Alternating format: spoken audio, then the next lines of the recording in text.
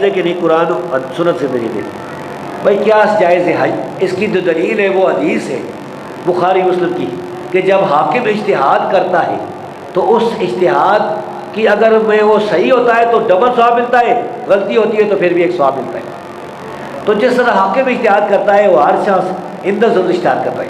بعض اوقات اس طرح بھی ہو سکتا ہے کہ کوئی آدمی جائے نا کسی جنگل میں، اس کو پتہ نہ ہو کہ خانہ کعبہ کس طرف ہے، تو نماز تو پڑھ لی ہے، 5 نمازیں فرض ہیں، اب وضو کر کے اجتہاد کرے گا، اس کا خیال ہے خانہ کعبہ اس طرف ہے، اس طرف ہے، تو وہ جو ہے وہ نماز پڑھے گا اپنے اجتہاد مطابق۔ اگر اس کا رخ غلط بھی ہو گیا تب بھی اس کی نماز ہو جائے گی۔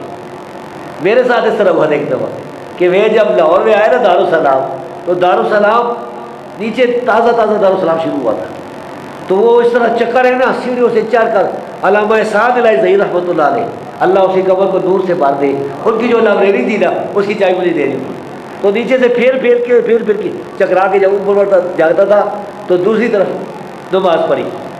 میرا ایک شاگرد آ گیا، اس نے کہا یہ کدھر نماز پڑھ رہے ہیں؟ نفل پڑھ رہا تھا۔ میں نے کہا یہ، اس نے کہا نہیں رخ نیچے فرق ہے۔ تو اس طرح انسان سے اس میں بھی اجتہاد ہوتا ہے، تو یہ بہرحال اجتہاد کے قسم قیاس ہے، آثار سلف صالحین سے استدلال ہے۔